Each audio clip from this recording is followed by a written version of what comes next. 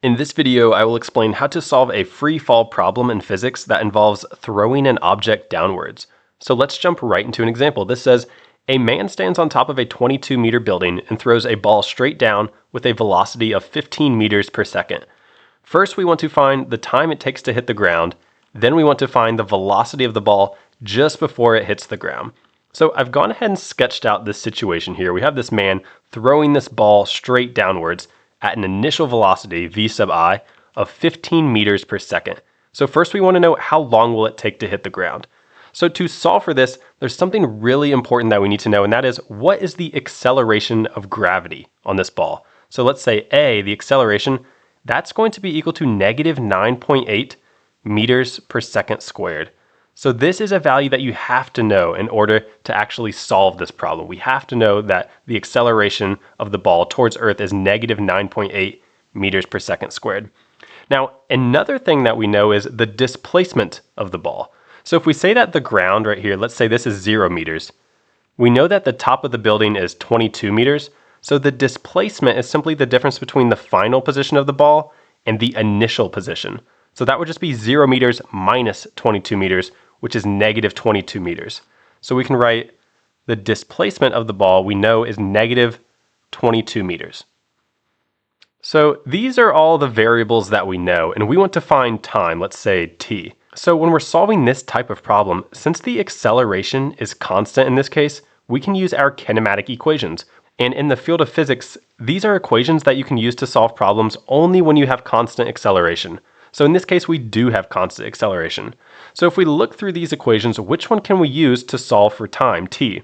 Well, one thing we'll notice is that equation 1, 3, and 4, all of those involve final velocity, v sub f. So we don't actually know the final velocity of the ball just before hitting the ground.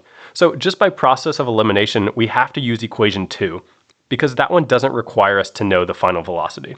So let's go ahead and write that down. We're going to use this equation. The displacement of the ball is equal to the initial velocity times time plus 1/2 times acceleration times time squared.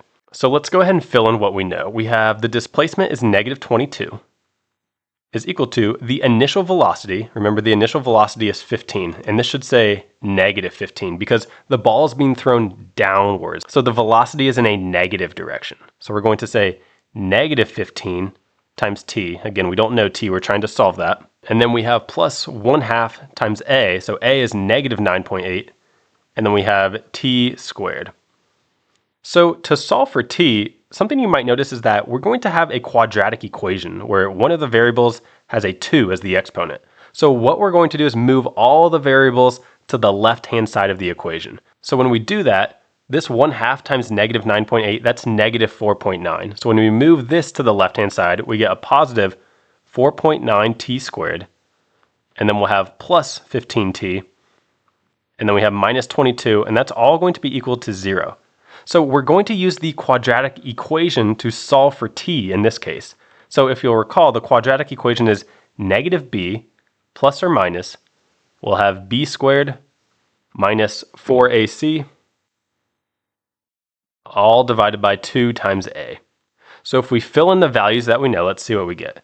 Negative b, so the b is the 15 in this case. So we have negative 15 plus or minus, we'll have 15 squared minus 4 times a. A is 4.9, and then times c, and c is negative 22.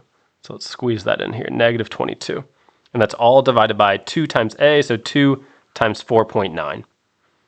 So if we simplify a little bit, we get negative 15 plus or minus this value inside the square root. That turns out to be 25.616.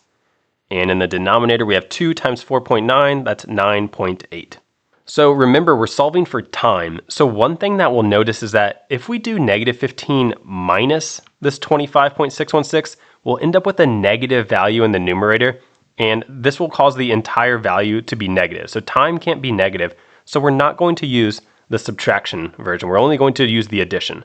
So if we do negative 15 plus 25.616, that's 10.616. And in the denominator, we still have 9.8. And this turns out to be about 1.08 and we'll say seconds. So the time that it takes the ball to hit the ground is 1.08 seconds. So let's go ahead and write that up here, and I'll clear some space. Okay, so we got 1.08 seconds for our first question. Our second question says, find the velocity of the ball just before hitting the ground. So we just did the hard part of finding the time t that it takes to hit the ground. When we want to find the velocity, this is the final velocity. So right here's the ground. What is this final velocity just before hitting the ground? So for this one, we get to use one of the easier equations, which is the first kinematic equation right here.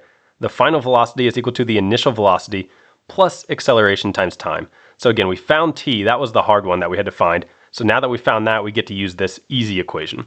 So we'll say, let's write it right here. The final velocity is equal to the initial velocity plus acceleration times time. So we'll say the final velocity is equal to the initial velocity is negative 15, and then we have plus the acceleration again is negative 9.8, and the time we just found to be 1.08. So when we simplify a little bit, we find that the final velocity turns out to be negative 25.584, and that's velocity, so we're talking about meters per second. So that will be the velocity of the ball just before hitting the ground. And again, this is a negative value because the ball is headed in a negative direction. The height of the ball is getting lower and lower. It's heading towards the ground. That's why the velocity is negative. So that was just a quick example of how to solve a free fall problem in physics that involves throwing an object towards the ground.